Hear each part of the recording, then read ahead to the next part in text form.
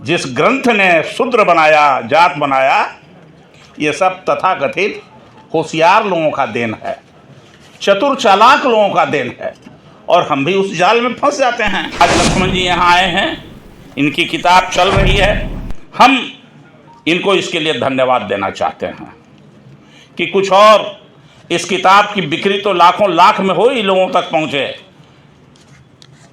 जिस तरह से इनका विचार फैल रहा है, इसको और फैलाने की जरूरत है। बहुत बहुत धन्यवाद मनोज जी, जो संचालन का काम कर रहे थे।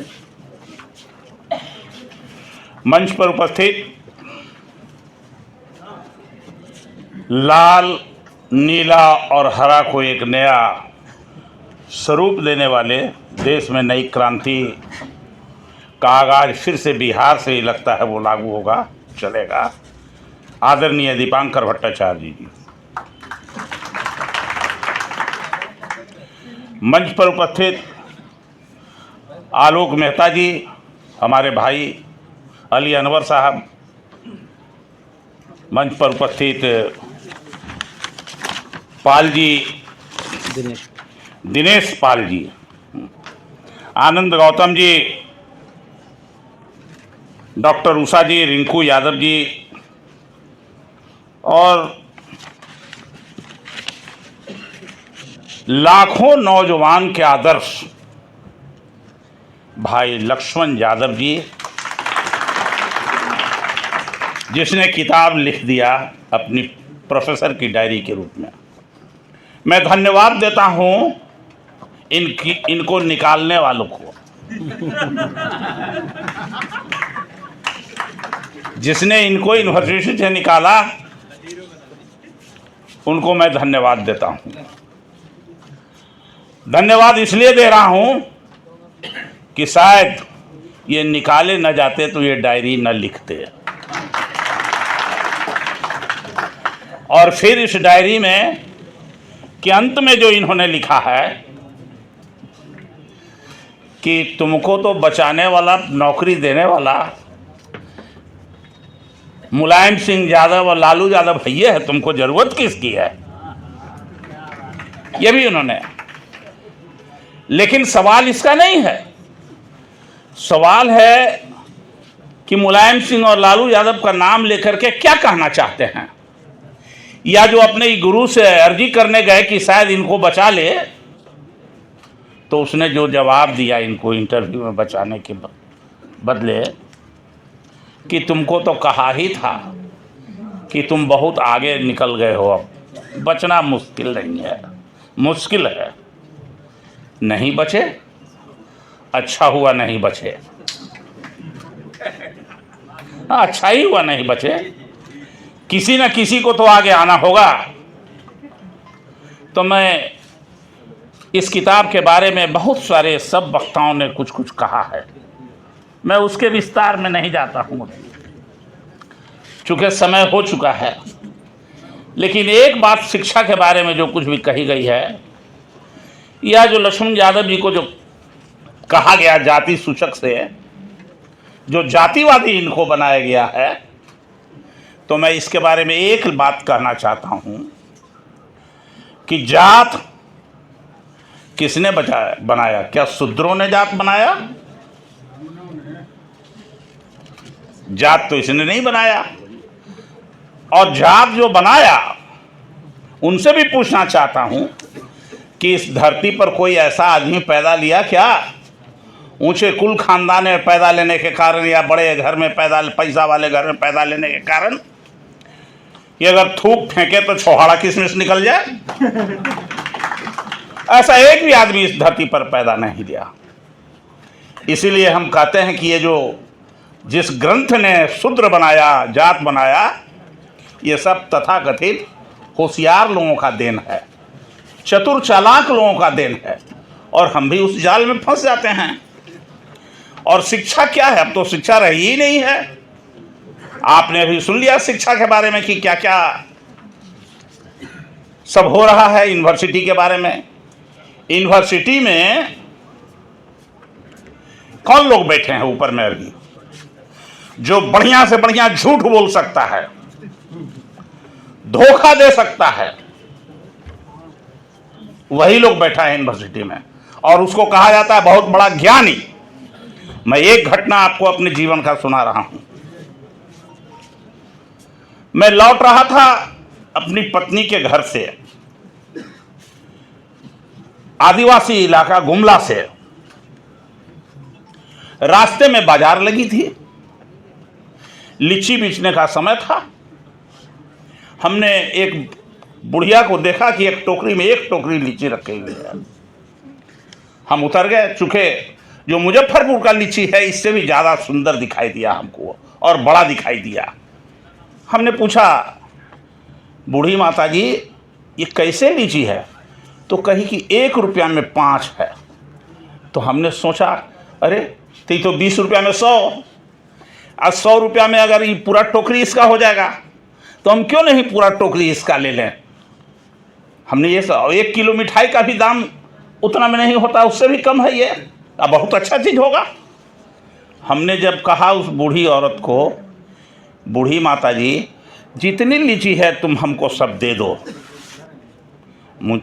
जानते हैं क्या जवाब दी? जवाब दिया उसने जिससे मेरा सिर शर्म से झुक गया। बोली कि बाबू तुम ही सब लीची खा जाओगे तो हमारे इलाके के लोग इसका टेस्ट कैसे जानेंगे, कैसे खाएंगे? तो मैं सोचने लगा कि ज्ञानी कौन है, यूनिवर्सिटी में बैठा आदमी ज्ञानी है या ज्ञानी वो बुढ़िया जो गांव में बैठी है वो है? ये सोचने पर मजबूर कर देता है। आज वही हाल हमारे शिक्षा का हो गया है। तो हम उसकी बात नहीं करना चाहते हैं जिसने एकलव्य का अंगूठा काट लिया। वो तो सब जगह काट ही रहा है जिसने एकलव्य का अंगूठा काटा, और हम सब लोग उसके शिकार हैं।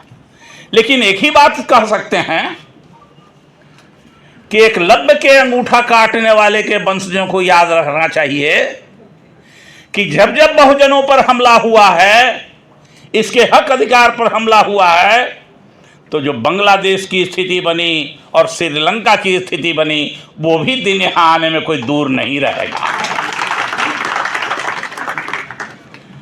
हमको ये मिजाज यहाँ के नौजवानों का दिख रहा है, दिखाई पड़ता है यहाँ के नौजवानों का मिजाज। और जब ये मिजाज भी लग रहा है कि बिहार के धरती से ही निकलेगी, दूसरे जगह से नहीं निकलेगी। तो आज लक्ष्मण जी यहाँ आए हैं, इनकी किताब चल रही है।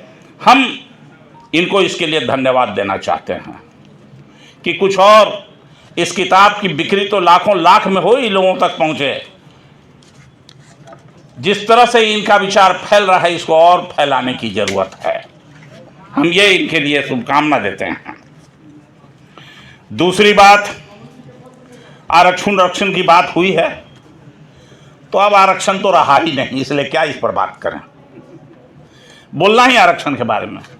जब 2014 में सरकार बनी तो जो बच्चे आज पढ़ रहे हैं कॉलेज में, उनके भविष्य को खत्म करने के लिए कि फिर से अब ये कॉलेज में अगला जनरेशन नहीं आ सके, स्टाइपेंड बंद कर दी गई, छात्रवृत्ति।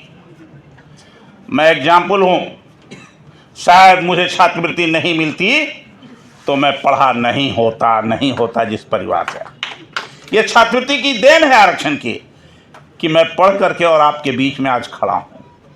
ये देन है डॉक्टर भीमराव अंबेडकर के संविधान की। इसलिए उस महान आत्मा के प्रति नतमस्तक होकर कहते हैं कि जब तक ये धरती रहेगी तब तक उसकी आवाज बुलंद होते रहेगी, डॉक्टर भीमराव अंबेडकर की। आरक्षण छात्रवृत्ति तो बंद ही हो गई। एक और आप सब लोगों को शायद पता भी नहीं हो, डीओपीटी का एक आदेश निकल गया उसी समय, जो जिस कोटि का है उसी कोटि में रहेगा। ये बहुत सारे दलित आदिवासियों को ही पता नहीं कि जो जिस कोटि का है उसी कोटि में रहेगा। मैं एक्सप्लेन करूंगा तो आप लोग जाके देख लीजिएगा। हम एक्सप्लेन करेंगे तो समय नहीं है, इसलिए मैं उससे आगे बढ़ता हूं एक एक करके। और जो नौकरी देने वाली संस्थाएं थी उसको बेच दिया गया निजी क्षेत्रों के हाथे, और निजी क्षेत्रों में आरक्षण नहीं। तो एक एक करके मैं ये कहना चाहता हूं कि अब आरक्षण नाम की कोई चीज नहीं रह गई है और पढ़ाई गरीबों के घर से छीन लिया गया है और पूंजीपतियों के हाथ में दे दिया गया है। और इसका एक जीता जागता उदाहरण है कि शिक्षा का बजट कम हो गया है। शिक्षा का बजट कम हो गया महबूब जी। और साथ ही साथ जो रिसर्च स्कॉलर लोगों के लिए जो दी जाती थी वजीफा, वो भी करीब करीब समाप्त कर दिया गया है। तो रिसर्च स्कॉलर निकलेंगे कहां? शिक्षा की बजट खत्म, धीरे धीरे कम, और अब शिक्षा बड़े पूंजीपतियों के हाथ में। तो बहुत ही सुनियोजित ढंग से नागपुर के लोगों ने शिक्षा को समाप्त किया है। तो हम इतना ही कहना चाहते हैं कि ये पुस्तक, चूँकि समय हो गया है, हम ज़्यादा बोलेंगे तो अच्छा नहीं, बोलने के लिए बहुत कुछ है। हमको याद आ जाते हैं सुक्कन दास, याद आ जाती है भगवती देवी, याद आ जाती है दशरथ मांझी, याद आते हैं। तो इस तरह के अनेकों हैं जो याद आ जाते हैं। हम इतना ही कहना चाहेंगे कि यहाँ से जाने के बाद एक संकल्प लेके हम लोग जाएं। एक जंगल में आग लगी थी, तो जंगल में की आग को बुझाने के लिए हाथी और सभी जानवर मिलकर के तालाब से पानी लाके बुझाने का काम कर रहे थे। उसी में एक गरवैया भी थी, छोटी चिड़िया। वो जाती थी नदी किनारे, अपने चोंच को उसमें डुबाती और फिर आके जंगल के ऊपर अपने मुंह को झाड़ती। हाथी देखा कि अरे गरवैया ये काम कर रही है, तो हाथी ने उसको कहा कि ए गरवैया, भागो नहीं तो जल के इसमें तुम भस्म हो जाओगी। तो गरवैया ने कहा, छोटी चिड़िया ने, हाथी भाई याद रखो, जब इस जंगल में आग लिखने की कहानी जब लिखी जाएगी और जब बुताने वालों की नाम लिखी जाएगी, तो मेरा जलाने वालों में नहीं, आग बुझाने वालों में नाम लिखा जाएगा इतिहास में। उसी तरह से यहाँ से संकल्प लेके जाइए कि जो नई आंदोलन, नई रास्ते, ये प्रोफेसर की डायरी और जो अभी कहा आदरणीय दीपांकर जी ने, जो नफरत फैलाने की साजिश हो रही है, उन सब को समाप्त करने की दिशा में अगर कोई इतिहास लिखा जाएगा जिसमें आप सबका नाम ऊपर के पन्नों में लिखे, यह संकल्प लेके जाइएगा। और यही आज देश को, राज को एक नया रास्ता दिखाएगा जिसमें प्रोफेसर की डायरी एक अहम भूमिका निभाएगी। इतना ही के साथ मैं अपनी बात को समाप्त करता हूँ। बहुत बहुत धन्यवाद।